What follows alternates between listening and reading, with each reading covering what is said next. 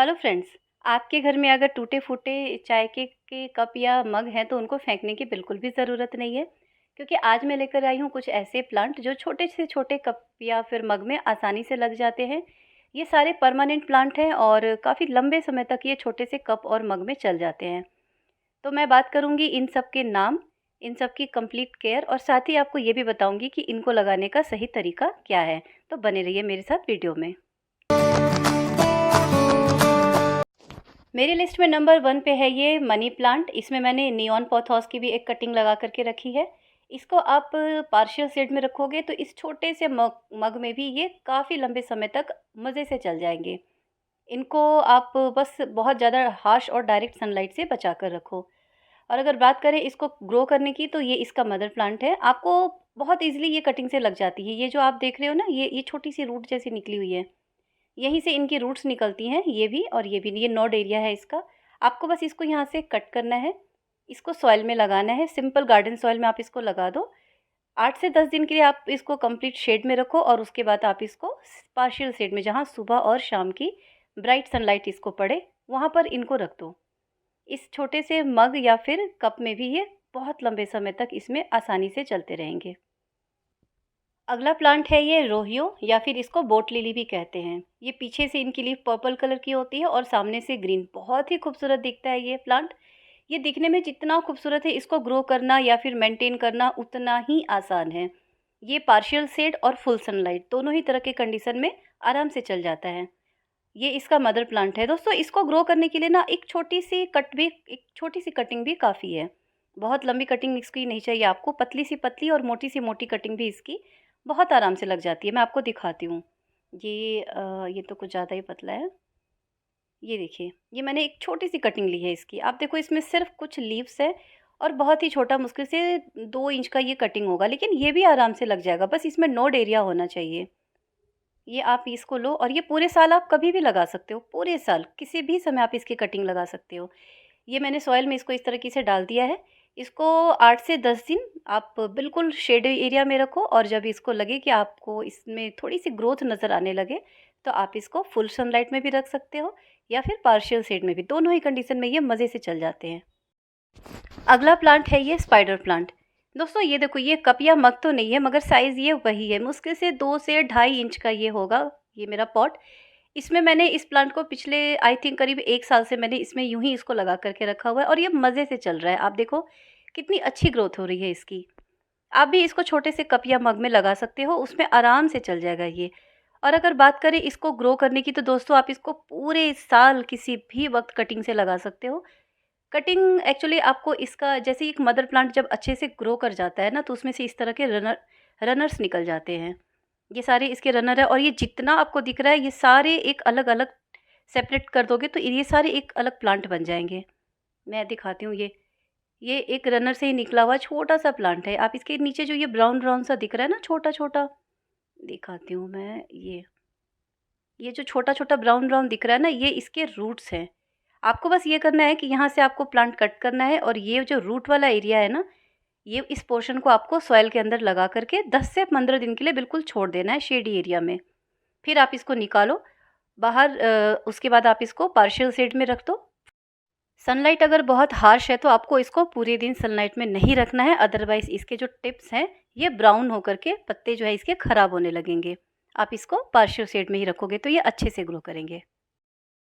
मेरी लिस्ट में अगला है ये सक्यूलेंट्स। एक्चुअली जितने भी सक्यूलेंट्स प्लांट होते हैं ना, उनकी जो रूट्स होती है वो बहुत ज़्यादा डीप नहीं होती है, तो इसके लिए आपको किसी डीप पॉट की ज़रूरत नहीं होती है। आप जितने भी सक्यूलेंट्स होते हैं ज़्यादातर इनको छोटे से कप या फिर मग में भी लगा सकते हो। ये उसमें सालों साल चल जाएंगे। बस आपको ध्यान इतना रखना है कि इसमें बिल्कुल गलती से भी ओवर वाटरिंग नहीं होनी चाहिए, क्योंकि इनके लीफ जो होते हैं वो स्पॉन्जी होते हैं और उसमें ऑलरेडी पानी होता है। अगला प्लांट है ये वॉन्डरिंग ज्यू। इसके जो पत्ते होते हैं ना, ये भी बोट लिली की तरह, मतलब इनके भी कलर होते हैं। ये पीछे से पर्पल कलर के होते हैं और सामने से इसकी जो लीफ होती है ये वेरीगेटेड होती है। ये देखो आप, 2 कलर के हैं, 2 से 3 कलर इसमें होते हैं। ये बहुत ही ज़्यादा आसानी से चलने वाला और one of the best hanging plant होता है। वैसे तो इसमें अभी ये छोटी छोटी कटिंग है, लेकिन ये बहुत जल्दी बिल्कुल भर जाता है। इसको लगाने की बात करें तो आप बस एक नोड एरिया का आपको ध्यान रखना है। एक नोड एरिया काफ़ी है। छोटी सी कटिंग भी इसकी मज़े से चल जाती है। ये देखो मैंने एक छोटा सा कटिंग लिया है, इसके जो नीचे से मैं एक्स्ट्रा लीफ हटा दूँगी ताकि कटिंग सड़े गले नहीं। बस ये देख रहे हो कितना छोटा सा है ये, और बिल्कुल पतली सी कटिंग है, लेकिन फिर भी ये चल जाएगी, आपको कोई टेंशन नहीं है। ये आप इस तरीके से इसको सॉइल में डालो। सिर्फ एक नॉड एरिया भी अगर इसका रूट के मतलब सॉइल के अंदर रहता है ना, तो ये प्लांट ग्रो कर जाएगा, कोई दिक्कत नहीं होगी। और इसकी भी सबसे बड़ी खासियत ये है कि आप इसको पूरे साल कभी भी लगा सकते हो। छोटे से कप में मज़े से चल जाएगा ये। अगला प्लांट है ये सिंगोनियम। ये मेरा कॉफ़ी मग टूट गया था तो मैंने इसमें सिंगोनियम लगा दिया है। दोस्तों अभी ये कटिंग नहीं है इसलिए बिल्कुल खाली-खाली सा लग रहा है, लेकिन ये प्लांट अंदर ही अंदर रूट डिवीज़न के थ्रू बहुत तेज़ी से ग्रो करता है। सिर्फ 1 महीने में ना आप देखोगे तो ये सारा पॉट आपका भर चुका होगा, बहुत तेज़ी से ग्रो करता है ये। अगर ड्वार्फ वैरायटी वाला है तो उसकी हाइट कम होती है, अदरवाइज़ वाइल्ड वाले की हाइट बहुत ज़्यादा होती है। अगर इसको ग्रो करने की बात करें तो ये इसका मदर प्लांट है। इसको अब कटिंग से कैसे लगाना है मैं वो बताती हूँ। इससे ज़्यादा आसानी से तो शायद ही किसी प्लांट की कटिंग लगती हो। कुछ नहीं करना आपको, सिंपली मैं दिखाती हूँ इसका जो रूट्स है वो कैसे है। ये देखो, ये जो रेसे-रेसे सा दिख रहा है ना, ये सभी इसके रूट्स है, लेकिन आपको रूट्स की टेंशन नहीं लेनी है। रूट्स का क्या है, ये देखो ये बिल्कुल छोटू सा दिख रहा है ना यहाँ पर, ये डॉट जैसा, यहाँ से भी इसकी रूट्स आएगी, लेकिन आपको रूट्स देखने की ज़रूरत नहीं है। आपको सिंपली कहीं से भी, पूरे प्लांट में कहीं से भी नीचे की तरफ से इसकी एक कटिंग लेनी है। जैसे आप यहाँ से ले लिया, यहाँ से ले लो, कहीं से भी जहाँ पे आपको लगे ना कम से कम 3-4 ऐसे स्टेम्स निकले हुए हैं, आप एक कटिंग ले लो और उसको लगा दो। 8 से 10 दिन इसको शेड में रखो और उसके बाद फुल सनलाइट में रख दो, कोई प्रॉब्लम नहीं आएगी।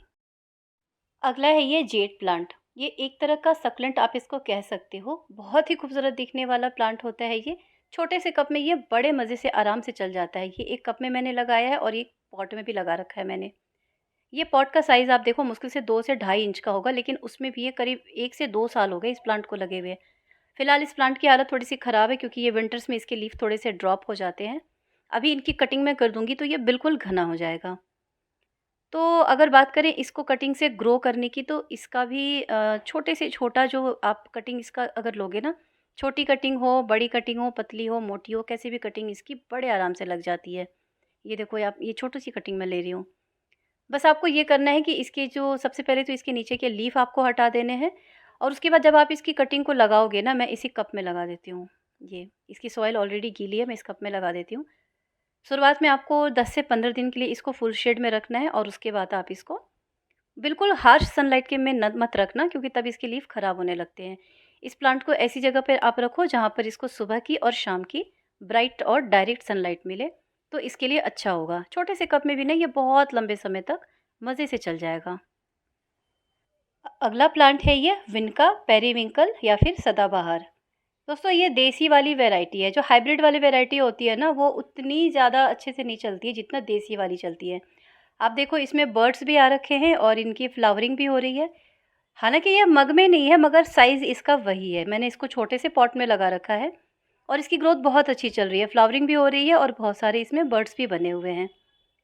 ये पूरी गर्मी मज़े से चलने वाला प्लांट है। अभी समर्स में आप इनको फुल सनलाइट में पूरे दिन रखोगे, कोई प्रॉब्लम नहीं आएगी।